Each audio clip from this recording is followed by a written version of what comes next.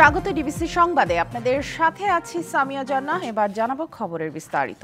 London ক্লিনিকে চিকিৎসাধীন BNP chairperson Begum Khaleda জিয়াকে আজ তারেক রহমানের বাসায় নেওয়া হতে পারে। এ তথ্য জানিয়েছেন বেগম খালেদা জিয়ার ব্যক্তিগত চিকিৎসক ও বিএনপির স্থায়ী কমিটির সদস্য AZM জাহিদ হোসেন।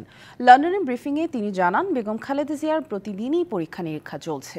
বয়স বিবেচনায় তার লিভার প্রতিস্থাপনের এখনও কোনো সিদ্ধান্ত হয়নি।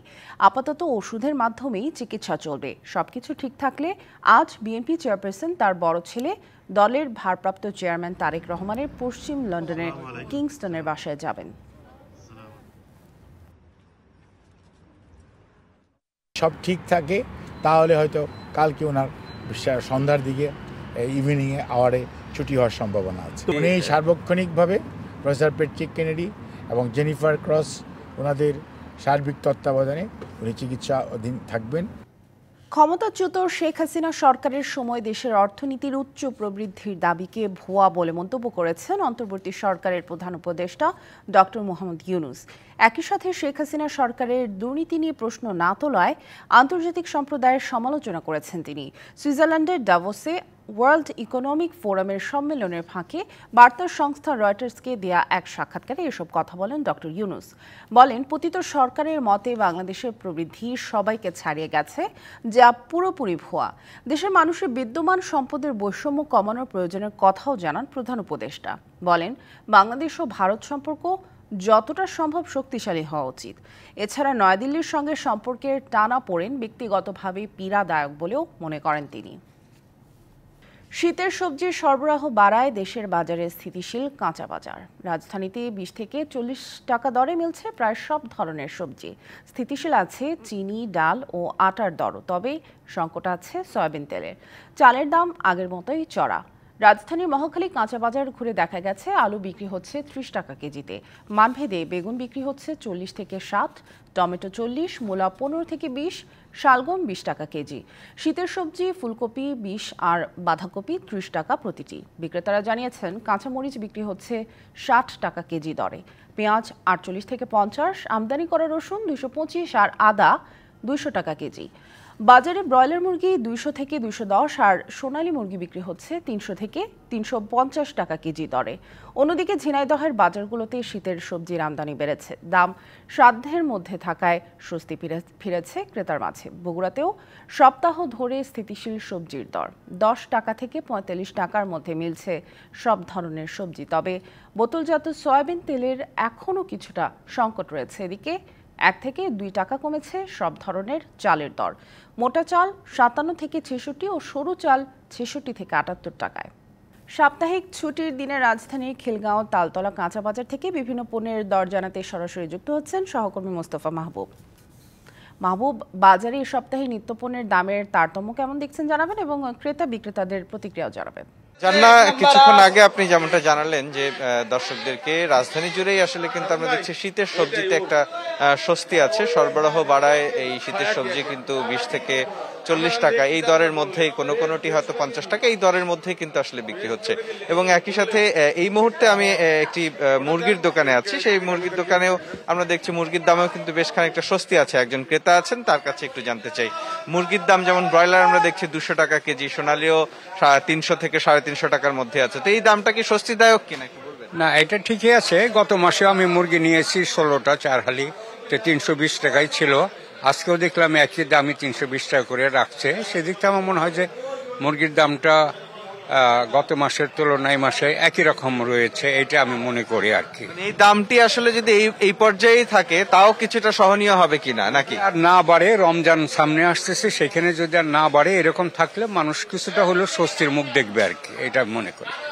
অনেক ধন্যবাদ। জান্না, যেমনটা শুনছিলেন আসলে এর একই সাথে আমরা এর আগে যে বাজার দেখেছি এবং এই বাজারেও আমরা দেখেছি সয়াবিন তেলের কিন্তু একটা বেশ ঘাটতি কিন্তু আমরা দেখেছি, যেখানে চাহিদা মতো সয়াবিন তেল পাওয়া যাচ্ছে না, তেমনটা কিন্তু বিক্রেতারা আমাদেরকে জানিয়েছেন। এবং এছাড়া আসলে অন্য যে সব নিত্য পণ্য সেগুলো কিন্তু রাজধানীর এর আগের যে বাজারে আমরা ছিলাম মহাখালী কাঁচা বাজারে, সেই দামেই কিন্তু আসলে এই খিলগাঁ তালতলা কাঁচা বাজারেও মিলছে। যদি একটু আপনাকে জানিয়ে রাখতে চাই, যেমন গরুর মাংস কিন্তু আমরা দেখছি এখানে মানভেদে এবং দোকান ভেদে এই 750 বা 780 এই দামে বিক্রি হচ্ছে এবং খাসি মাংস বিক্রি হচ্ছে 1100 টাকা কেজি দরে। এছাড়া আসলে প্রায় সব ধরনের পণ্যই কিন্তু এই রাজধানীর বাজারগুলোতে একই দরেই কিন্তু মিলছে এবং বিক্রেতারা এবং ক্রেতারা বিশেষ করে বলছেন যে দামটি এখন আছে সেটি কিছুটা সহনীয়। এই দাম স্থিতিশীল যদি থাকে আগামীতেও, বিশেষ করে রমজান মাসেও যদি থাকে, তাহলে কিন্তু হয়তো কিছুটা স্বস্তি থাকবে বাজারে। তো এই ছিল এখন পর্যন্ত আমার কাছে বাজার দরের খবর। জান্না। মাহবুব, ধন্যবাদ আপনাকে। সরকারি প্রাথমিক বিদ্যালয়ের সহকারী শিক্ষকদের 10ম গ্রেডের দাবিতে কেন্দ্রীয় শহীদ মিনারে শিক্ষকরা সমাবেশ করছেন। সেখানে আছেন সহকর্মী আরিফুল ইসলাম, সরাসরি যাচ্ছে তার কাছে। আরিফ, সমাবেশে জমায়েত কেমন দেখছেন এবং শিক্ষকদের দাবি দেওয়ার বিষয়ে জানাবেন। নিশ্চয়ই সামিয়া, যে বিষয়টি আপনি জানতে চাইছেন তাদের দাবি ইতিমধ্যে কিন্তু কেন্দ্রীয় শহীদ মিনারে তারা জড়ো হয়েছেন দেশের বিভিন্ন প্রান্ত থেকে। যে সরকারি প্রাথমিক বিদ্যালয়ের সহকারী শিক্ষক তারা কিন্তু এই 10ম গ্রেডের দাবিতে তারা সমাবেশ করছেন। ইতিমধ্যেই জমায়েত হয়েছে পুরো জায়গাটি জুড়েই। আপনি দেখতে পাচ্ছেন যে তাদের যে দাবি, ন্যায্য দাবি, সেই দাবি আদায়ের লক্ষ্যে তারা এই সমাবেশ করছেন। তারা বর্তমানে তারা বলছেন যে একজন শিক্ষক 3য় শ্রেণীর পদমর্যাদায় তারা বেতনভুক্ত, সেটা থেকে তারা এখন 10ম গ্রেডে আসতে যাচ্ছেন এবং কি শতভাগ পদোন্নতির পাশাপাশি তারা বলছেন যে তারা যে 13তম গ্রেডে আছেন সেই 13তম গ্রেডে তারা থাকতে চান না। তারা মূলত চাচ্ছেন যে 10ম গ্রেডে গিয়ে তাদের যে বেতনভুক্ত সেই বেতনভুক্ত হওয়ার দাবিতে তারা কিন্তু মাঠে নেমেছেন। আর আমরা আরেকটি বিষয় জানি রাখি, তারা বিগত দিনেও এই ধরনের আন্দোলন বা সমাবেশ করে আসছিলেন তাদের দাবি আদায়ের লক্ষ্যে, কিন্তু কোনো প্রকার কার্যকর ভূমিকা কোনো পক্ষ থেকে আসলে নেওয়া হয়নি, সরকারের পক্ষ থেকে নেওয়া হয়নি। তাই তারা আজকে যে সমাবেশটি করছেন তারা মূলত সকাল 10টা থেকে শুরু করেছেন। এবং এছাড়াও তারা বলছেন যে আজকের এই দাবিটা তারা মূলত প্রধান উপদেষ্টা আছেন যিনি ডক্টর মোহাম্মদ ইউনূস, তার কাছে এই যে সমাবেশ থেকে যে ধরনের উত্থাপন দাবি উত্থাপন সেটা বিষয়ে তারা জানাবেন। তো সবকিছু বলতে গেলে যে আরেকটি বিষয় জানিয়ে রাখি, যেহেতু আজকে শুক্রবার, সেক্ষেত্রে তাদের আজকে সারাদিন ব্যাপী এই কর্মসূচি রয়েছে। সেই সারাদিন কর্মসূচির মধ্যে দুপুর 1টা থেকে 2টা পর্যন্ত বিরতি, তার পরবর্তীতে আবার কিন্তু কার্যক্রম শুরু হবে। তবে এখন পর্যন্ত যেহেতু সমাবেশ স্থলে অনেকেই পৌঁছায়নি, তবে আসছেন অনেকে, দেশের বিভিন্ন প্রান্ত থেকে কিন্তু অনেকেই আসছেন তাদের যে ন্যায্য দাবি সেই ন্যায্য দাবি আদায় এই সমাবেশে উপস্থিত হওয়ার জন্য। এই ছিল এখান থেকে স্থানীয় সবশেষ। আরিফ, ধন্যবাদ আমাদের সাথে যুক্ত হওয়ার জন্য। রাজধানী ঢাকা সহ দেশে বিভিন্ন স্থানে ভূকম্পন অনুভূত হয়েছে। বৃহস্পতিবার রাত 1:30 দিকে এই কম্পন অনুভূত হয়। মার্কিন ভূতাত্ত্বিক জরিপ সংস্থা USGS জানিয়েছে ভূমিকম্পের কেন্দ্রস্থল ভারতের মণিপুর রাজ্যের ওয়াংজিং শহরের 106 কিলোমিটার পূর্বে মিয়ানমারে। রিখটার স্কেলে কম্পনের মাত্রা ছিল 5.1। এর প্রভাবে মিয়ানমার, ভারতের কয়েকটি রাজ্য ও বাংলাদেশে কম্পন হয়। মধ্যরাতে হওয়ায় অনেকেই বুঝতে পারেনি। ভূমিকম্পের কারণে দেশের কোথাও কোনো ক্ষয়ক্ষতির খবর পাওয়া যায়নি। ঘন কুয়াশায় ঢাকা মাওয়া এক্সপ্রেসওয়েতে 2টি দুর্ঘটনায় অন্তত 6 জন আহত হয়েছেন। রাতে দক্ষিণ কেরানীগঞ্জ ধলেশ্বরী টোল প্লাজা এলাকায় এসব দুর্ঘটনা ঘটে। ফায়ার সার্ভিস জানিয়েছে বৃহস্পতিবার রাতে ঘন কুয়াশার চাদরে ঢাকা পড়ে এক্সপ্রেসওয়ে। ঝুঁকি নিয়ে চলাচল করতে গিয়ে এক্সপ্রেসওয়ের ঢাকামুখী ও মাওমুখী লেনে পরপর 2টি দুর্ঘটনা ঘটে। পেছন থেকে একটি বাস আরেকটি বাসকে ধাক্কা দেয়। এছাড়া প্রাইভেট কারের সাথে বাসের ধাক্কা লাগে। এসব ঘটনায় আহত 6 জনকে উদ্ধার করে ঢাকায় আনা হয়। ক্ষতিগ্রস্ত বাস ও প্রাইভেট কার সরিয়ে নেওয়া এক্সপ্রেসওয়েতে যান চলাচল স্বাভাবিক রয়েছে। রাজধানী সহ সারা দেশে বেড়েছে শীতের দাপট। হিমেল বাতাসের সাথে ঘন কুয়াশায় ঢাকা পড়েছে জনপদ। ঠান্ডা হাওয়ায় নাকাল উত্তরাঞ্চলের মানুষ। সকালে পঞ্চগড়ের তেঁতুলিয়ায় সর্বনিম্ন তাপমাত্রা রেকর্ড করা হয় 10.2 ডিগ্রি সেলসিয়াস। রাত থেকে সকাল পর্যন্ত বৃষ্টির মতো ঝরতে থাকে কুয়াশা। মহাসড়কে হেডলাইট জ্বালিয়ে চলাচল করেছে যানবাহন।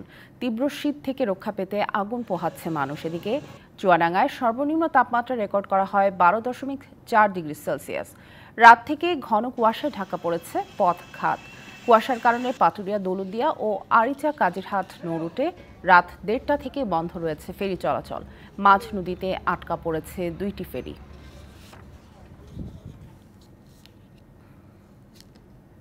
জন্মসূত্রে নাগরিকত্ব আইন বাতিলে প্রেসিডেন্ট ডোনাল্ড ট্রাম্পের নির্বাহী আদেশ সাময়িক স্থগিত করেছে যুক্তরাষ্ট্রের একটি ফেডারেল আদালত। স্থানীয় সময় বৃহস্পতিবার ওয়াশিংটন অঙ্গরাজ্যে এই কথা নিশ্চিত করেন বিচারক জন কফনার। এই অনুযায়ী ট্রাম্পের ওই নির্বাহী আদেশ আগামী 14 দিনের জন্য স্থগিত থাকবে। এছাড়া আদালতে এক শুনানির সময় এই আদেশকে একটি অসাংবিধানিক আদেশ বলে মন্তব্য করেন বিচারক। বিচারকের এই আদেশের বিরুদ্ধে আবেদন করার কথা জানিয়েছেন প্রেসিডেন্ট ট্রাম্প। তার দেয়া নির্বাহী আদেশের পক্ষে লড়াই করার কথা জানিয়েছে যুক্তরাষ্ট্রের বিচার বিভাগ। এদিকে পশ্চিমা সামরিক জোট নেটোতে কোনো অর্থায়ন করা যথাযথ নয় বলে মন্তব্য করেছেন ডোনাল্ড ট্রাম্প। ওয়াশিংটনের ওভাল অফিসে সাংবাদিকদের প্রশ্নের জবাবে এমনটাই জানান তিনি।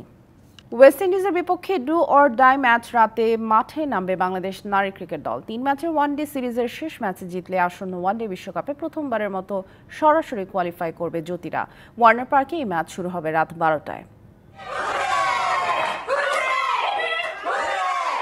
সিরিজের দ্বিতীয় ওয়ানডেতে ওয়েস্ট ইন্ডিজকে হারিয়ে এভাবেই উল্লাসে মেতে উঠেছিলেন জ্যোতি মুর্শিদারা। এদিন একদিকে ছিল প্রথমবারের মতো ওয়েস্ট ইন্ডিজকে হারানোর স্বাদ, আরেকদিকে বিশ্বকাপে সরাসরি কোয়ালিফাই হবার আরেকটু কাছে যাবার আনন্দ।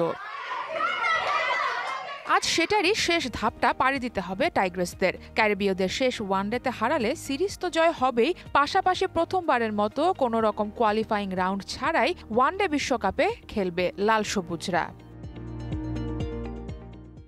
এমন ক্রুশাল ম্যাচের আগে কিছুটা চাপ তো থাকেই। তারপরও জ্যোতি, জাহানারা, মারুফা বা নাহিদা সেকেন্ড ওয়ানডেতে যেমন পারফরমেন্স করেছেন সেটায় ভয় থাকবে ক্যারিবীয় শিবিরেই। বাংলাদেশের জন্য হিসেবটা পরিষ্কার। 23 ম্যাচে এখন 21 পয়েন্ট নিয়ে টেবিলের সাথে থাকা টাইগ্রেসদের হার এড়াতে হবে এই ম্যাচে। বাংলাদেশ আজ জিতলে তো বটেই, ম্যাচের ফল না হলেও টি-20 ওয়ার্ল্ড চ্যাম্পিয়ন নিউজিল্যান্ডকে বাছাই পর্বে ঠেলে সরাসরি ওয়ানডে বিশ্বকাপে নাম লেখাবে জ্যোতির দল। এবছরের আগস্ট সেপ্টেম্বরে ভারতে বসবে উইমেন্স ওডিআই ওয়ার্ল্ড কাপ, যেখানে অংশ নেবে 8 দল। আইসিসির নিয়ম অনুযায়ী টেবিলের সেরা 6 দল খেলবে সরাসরি কোয়ালিফাই হয়ে, আর বাকি 2 দলকে পাড়ি দিতে হবে কোয়ালিফাইং রাউন্ড। সারা মাহবুব, ডিবিসি নিউজ ডেস্ক। সংবাদ এই ছিল এখনকার মতো। ডিবিসি নিউজের সংবাদগুলো পড়তে ভিজিট করুন dbcnews.tv আর ভিজিট করুন ডিবিসির ফেসবুক পেজ এবং ইউটিউব চ্যানেল। ডিবিসির সঙ্গেই থাকুন।